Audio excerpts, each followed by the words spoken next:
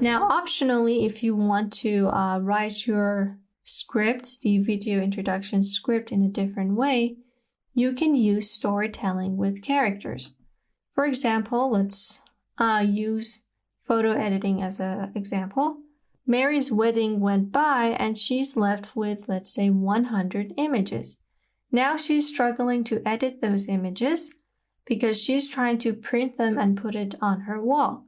But luckily, Mary found my service, and now she has really beautiful wedding pictures that she can now hang on her wall. So you can see I'm using storytelling. We have a fictional character named Mary, and I'm just explaining how she has this problem. And I, as the freelancer, helped her with that problem, and now she is happy with the result.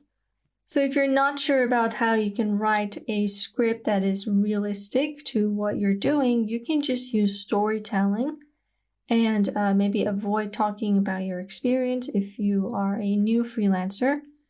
You can use storytelling to not talk about the number of clients and the number of years that you've had, and just create a scenario where you are helping this fictional character. Just work with the storytelling. It's another way that you can engage the client's attention. And finally, we're down to the last step, which is to always finish with a CTA or a call to action. We talked about call to actions before, but it's also important to use them in your video introduction. Because keep in mind, this introduction is actually like a commercial for your service. And just like any other commercial, you want to make sure it's engaging and that you're ending it with a call to action where the client or whoever that's seeing this video can do a certain action once they finish watching your video. So you never want your client to watch your video and then wonder about what they should do next. You don't want them to wonder about the point that they watched this video. Was there any point? Did I just waste my time? You don't want them to think about these things at all. So you want to start with an engaging question and end it with a call to action. Let's take a look at some examples. Let's get you a new and awesome logo now. Choose one of my packages and we can get started right away. Well, what are you waiting for? Your new website is just one step away. Now, with my help, you can easily advertise your content. Contact me today. So these are all examples of CTAs, and they're really engaging for the client to know exactly what to do after watching your video. If you don't put a CTA at the end of your video, the client will be rather confused because they're like, okay, I got all of these informations, but what am I supposed to do now? And it may be obvious to you, but putting a sentence like this at the end of your video will kind of push them towards wanting to learn more about your service. Maybe after this video, they're going to read your project description or look at some of your sample work. So you never want to skip this step. You're just kind of putting a route for the clients to go over after watching this video. So don't skip this step, put an engaging CTA at the end of your video, and that way you would have a fully engaging video to put on Upwork and on other platforms to advertise your service. Now that we learned some things to do, let's talk about some things that you're not supposed to do in these video introductions. Here are some things to avoid.